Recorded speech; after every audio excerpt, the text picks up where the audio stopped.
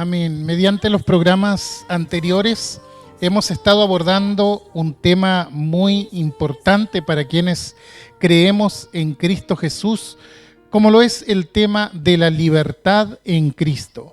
Para proseguir en esta oportunidad, estaré considerando la carta a los Colosenses, capítulo 1 y capítulo 2, que obviamente por su extensión no voy a dar lectura en esta hora, pero usted puede ir ahí considerando, si es posible, los versículos que vamos a tomar. Y esto nos va a llevar a dilucidar la siguiente dicotomía: nosotros en Cristo o Cristo en nosotros. Seguramente muchos saben que la Biblia no fue originalmente dividida en versículos y capítulos, ¿verdad? Que los escritores de las epístolas, ellos escribían la carta en un solo cuerpo, la firmaban al principio y mandaban los saludos al final. ¿Por qué digo esto? Porque muchas veces leemos la Biblia por capítulos para no olvidarnos dónde quedamos, pero puede ocurrir que el pensamiento o idea de ese capítulo continúe en el capítulo siguiente y si no lo seguimos quedamos con un pensamiento segmentado. Por eso hay que tener cuidado para no quedarnos por la mitad de algún tema. Bueno, vamos a Colosenses. Esta carta fue escrita por Pablo, antes Saulo de Tarso, quien se convirtió en apóstol de Jesucristo, dando un testimonio fehaciente de que Dios transforma radicalmente a las personas. ¿Por qué? Porque como muchos ya saben, antes de su encuentro con Jesús fue un acérrimo perseguidor de la fe cristiana, de los que profesaban el cristianismo. Eventualmente usaba sádicos procedimientos de tortura para intimidar a los cristianos. Podríamos decir que Pablo era un fundamentalista violento. Pero un día se encuentra con Cristo Jesús y su vida por completo es transformada. Y no solo termina su hostilidad para con Dios y los creyentes, sino que ahora es Él quien empieza a soportar la hostilidad por causa de la fe. Lo mismo que Él hacía con los cristianos, ahora lo hacen con Él. Se convierte de un perseguidor a un perseguido. Ahora, ¿por qué perseguía? ¿Y por qué lo perseguían a él ahora? ¿Sabe por qué? Porque el Evangelio constituye un problema para la sociedad. Porque el Evangelio es esencialmente confrontativo. Porque cuando uno habla del Evangelio, confronta al ser humano con ciertas realidades que quisiera evadir porque no quiere hacerse responsable de ellas. El Evangelio, en su diagnóstico del hombre, dice cosas bastante desagradables para el ser humano.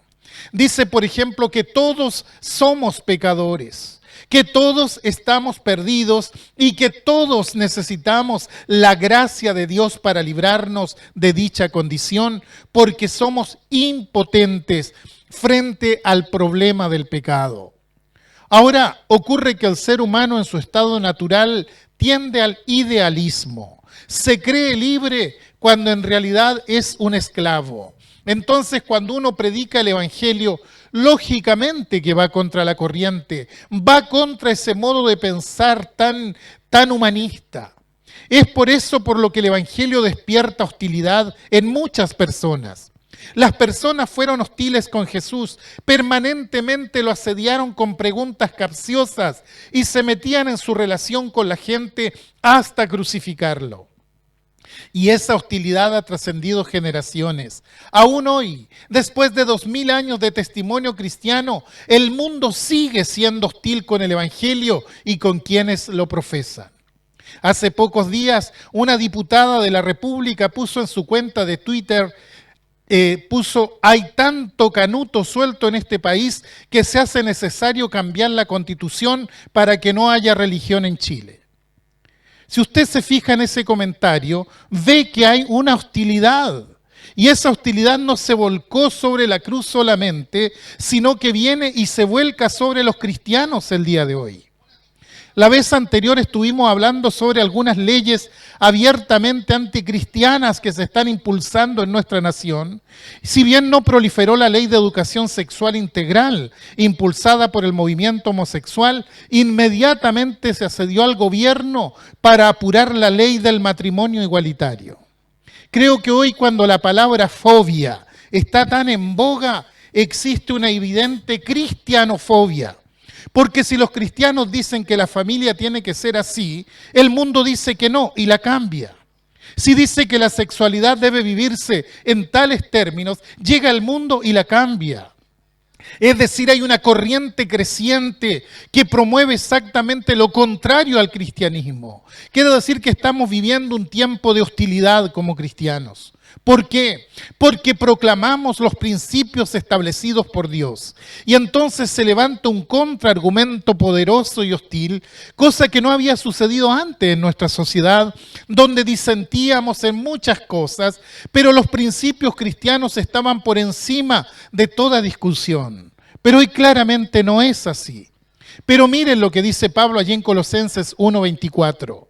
Dice, ahora me gozo en lo que padezco por vosotros y cumplo en mi carne lo que falta de las aflicciones de Cristo por su cuerpo que es la iglesia. Los enemigos del evangelio tomaron a Jesús e hicieron con él todo el mal que pudieron, pero para entenderlo mejor se quedaron con ganas. Y dice Pablo que esas ganas que tenían contra Cristo ahora había vuelto contra él, que era embajador de Jesucristo. Entonces, no nos extrañe la persecución contra el cristianismo. Quizás no estamos acostumbrados a esto, pero claramente hoy en día hay una persecución ideológica declarada. Creo que hemos vivido muy cómodamente hasta ahora como cristianos en este país. Pero si usted mira más allá, hay cristianos en el mundo que están sufriendo muchísimo por causa de su fe, ofrendando sus vidas por la causa de Cristo. Tenemos que prepararnos si queremos llegar a la meta. Pablo padeció porque todos los enemigos de Cristo se volvieron contra él. Lo que no pudieron hacer con Jesús lo hicieron con Pablo. Pero Pablo, en vez de lamentarse, se goza en ese sufrimiento. Y no es porque era masoquista, claro que no. Él se gozaba por el hecho de que la hostilidad en su contra era una confirmación de que él predicaba a Jesucristo. Cuando Pablo hablaba, la gente no quedaba indiferente. Para bien o para mal siempre había alguna reacción. Nadie quedaba al margen. Entonces se goza en lo que él llama el misterio de Cristo. Y aquí aparece la palabra misterio. Es una palabra recurrente en la carta a los Colosenses. ¿Por qué? Porque es una reacción contra las religiones de misterio que proliferaban en Colosas. Todos buscaban el misterio y todos buscaban la forma de ser iniciados, porque estas religiones practicaban ritos de iniciación. Entonces Pablo dice, yo les voy a hablar de un misterio, el misterio de Dios en Cristo. Y toma esto y analiza la vida de Cristo desde otro ángulo, porque la vida de Cristo es un misterio realmente. Mucho tiempo había estado oculto, había solo símbolos y profecías antiguo testamentarias. Los israelitas sacrificaban un cordero en expiación por sus pecados, pero muchos llegaban hasta ahí nada más. Pero hubo otros, como David, que dijeron, aquí debe haber algo más. Y entonces hablaron los profetas y dijeron de un siervo que vendría a sufrir. Y Pablo dice, ese cordero de la expiación fue un misterio por mucho tiempo, pero he aquí, ahora se devela en la persona de Cristo Jesús. Cristo vino del cielo a la tierra para vivir en nosotros, para ser morada en nosotros. Y cuando Pablo escribe a los Corintios les dice, examínense, pruébense a ustedes mismos si Jesucristo está realmente en ustedes. Cristo en nosotros, Cristo en nosotros. ¿No le parece admirable? Si Cristo está en nosotros, entonces hay una unión íntima y personal donde al ubicarnos en Cristo, Cristo llena nuestra vida y estamos nosotros en Él y Él está en nosotros. Tan real y profundo es esto que Pablo dice a los Gálatas, con Cristo estoy juntamente crucificado y ya no vivo yo, mas vive Cristo en mí. La vida de Cristo en nosotros produce la transformación de la vida. Esto fue lo que sucedió con Saulo, sin lugar a duda.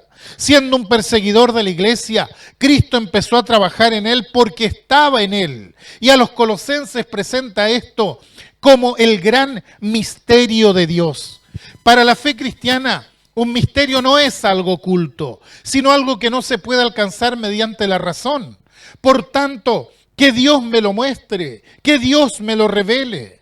Pablo dice acá, hay algo que yo no podía alcanzar mediante la razón, pero vino el mismo Dios y me lo reveló. Por tanto, no necesito ningún rito de iniciación para esto. Lo que necesito es acercarme a Dios y entonces descubro lo que es este misterio.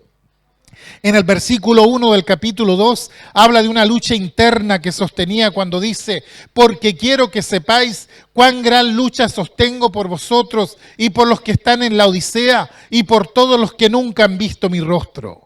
¿Cuál era esa lucha? Que los cristianos también vivan, experimenten la plenitud de la presencia de Cristo en sus vidas, Cristo en nosotros y nosotros en Cristo. Pablo tenía conciencia de que muchas veces el cristianismo ha sido contaminado por cosas anexas a él, que son verdaderos agregados que los hombres le han hecho al cristianismo.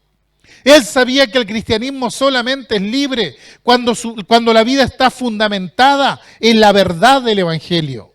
Y nada más que en eso. Porque cuando a la verdad del Evangelio le agregamos cualquier otra cosa, entonces comenzamos a perder nuestra libertad. Si al Evangelio le añadimos cualquier otra cosa, llamémosle ritos, dogmas, preceptos, ceremonias complicadas, entonces el cristianismo, en vez de liberar a la gente, la aplasta. Hay creyentes que creen que porque repiten ciertos ritos, ya están cumpliendo en cuanto a su fe en Cristo. Y muchas veces lo único que hizo fue cumplir con un ritual que nunca fue ordenado por el Señor. Por desgracia nunca logran conocer ni profundizar en la vida cristiana, porque la fe cristiana le llegó disfrazada detrás de ritos. A veces esto aparece en la fe cristiana marcada por las divisiones sociales, a veces marcada por las obligaciones económicas, por la mortificación del cuerpo inclusive, por el sometimiento, y discúlpeme lo que voy a decir, sometimiento a verdaderos caciques espirituales que por desgracia abundan mucho en este tiempo. Y resulta que todo esto nos aleja de lo que es la esencia del Evangelio. Cristo nos ofrece la libertad. Pero si usted se fija, el hombre libre fue una molestia para la sociedad siempre. Si hay algo que la sociedad no tolera, es justamente que el hombre sea libre. Por eso tantas leyes, tantas reglas, tantas prohibiciones, tantos dogmas. Entonces, cuando hay un hombre que no puede, al cual no se le puede engañar, que no lo engañan ni las filosofías huecas, ni los políticos charlatanes, ni las ideologías humanistas, entonces ese hombre se constituye un problema para la sociedad.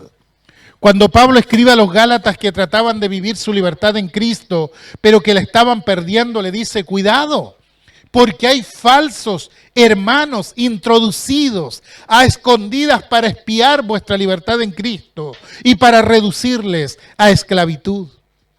Hay tantos países donde usted no se puede parar en la calle para predicar, está prohibido. Sociedades que no toleran al hombre que piensa libremente.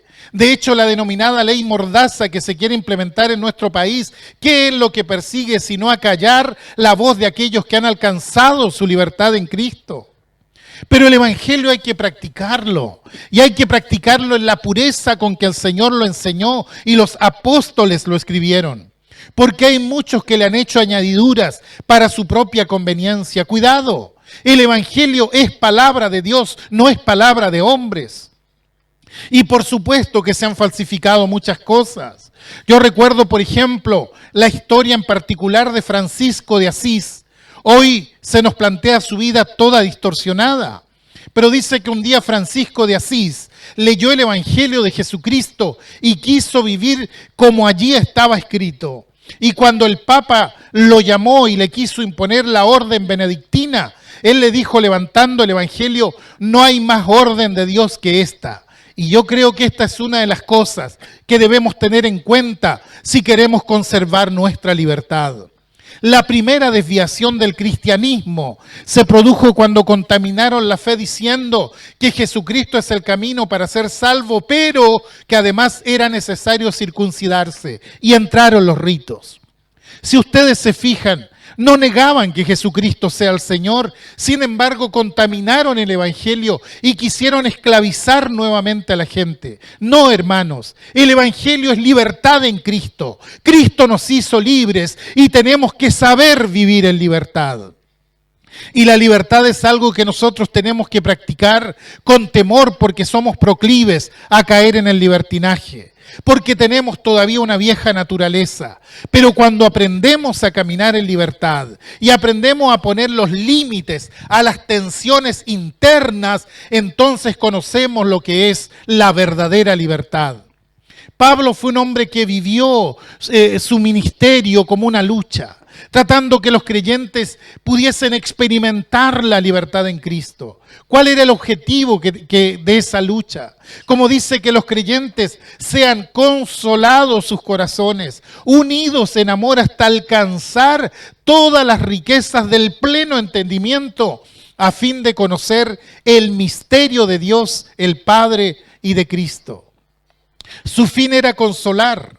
¿Qué quiere decir esto? Dar fuerza, dar ánimo. Y él sentía que como apóstol estaba escribiendo para dar fuerza a sus hermanos, para que ellos vivieran en la libertad y unirlos en amor para que formaran un frente solidario contra los que querían contaminar el Evangelio, hasta alcanzar todas las riquezas del pleno entendimiento, a fin de conocer el misterio de Dios, el Padre, y de Cristo, en quien están escondidos todos los tesoros de la sabiduría y del conocimiento.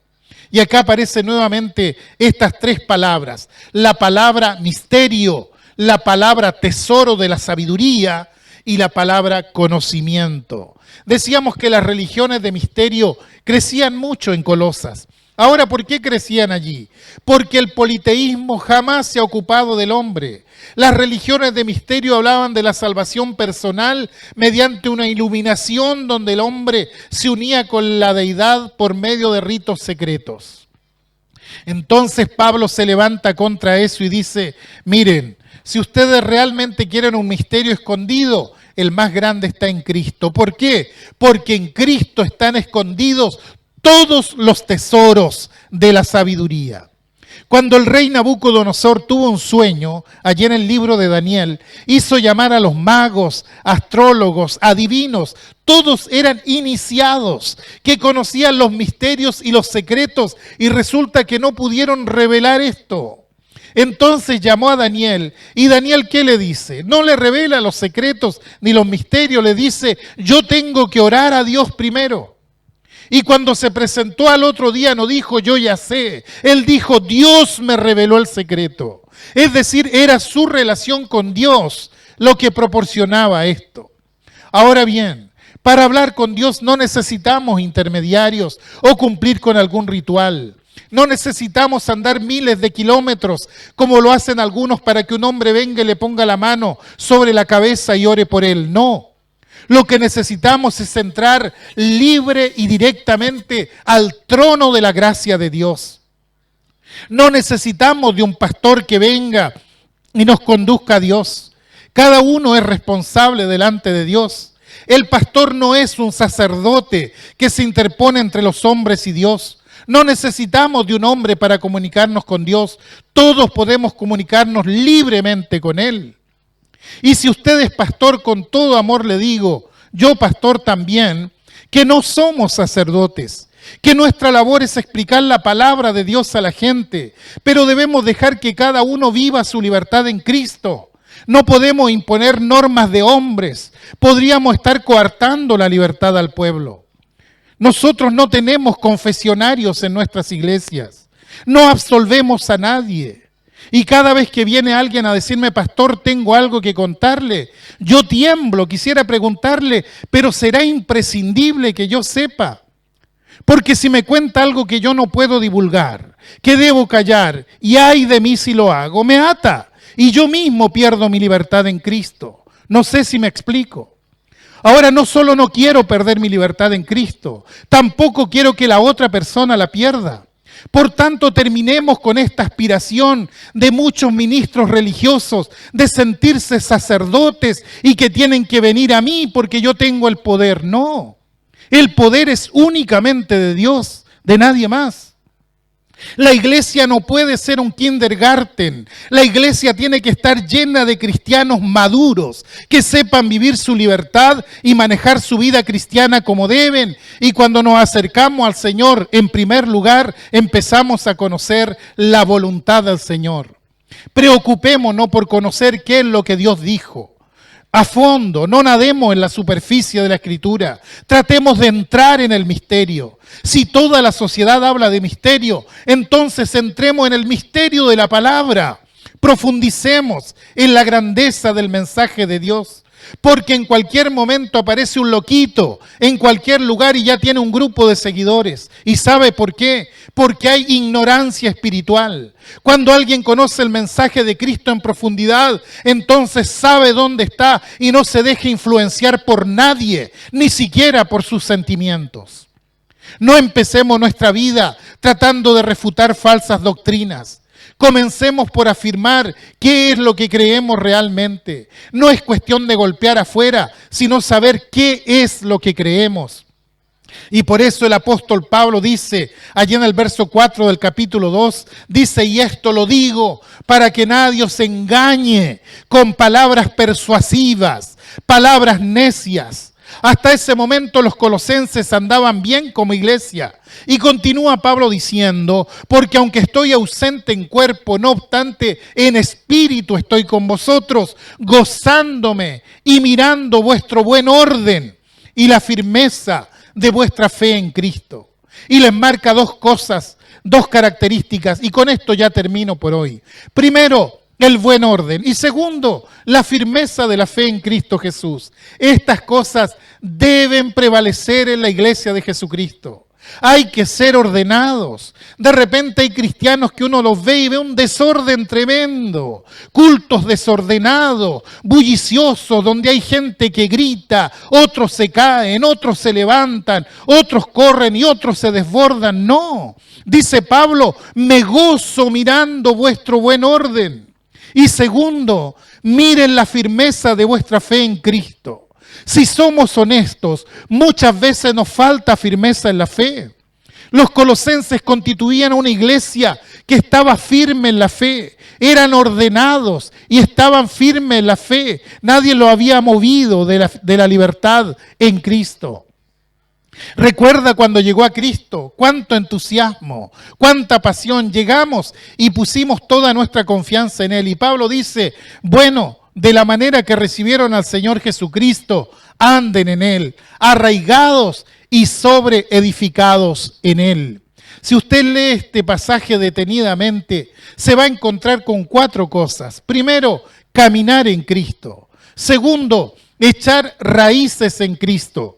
Tercero, edificarse en Cristo. Y cuarto, afirmarse en Cristo. Con preocupación he visto a ministros cristianos carentes de las riquezas del pleno entendimiento. Para llegar a esa riqueza hay que caminar con Cristo, hay que arraigarse en Cristo, hay que fundamentarse en Cristo y hay que vivir en Cristo. Y cuando llegamos allí, alcanzamos la plenitud de la vida en Cristo y la plenitud de la libertad, porque conocemos la fe, porque rechazamos el engaño, porque mantenemos el orden, porque andamos por la fe y porque echamos una base sólida en nuestras vidas.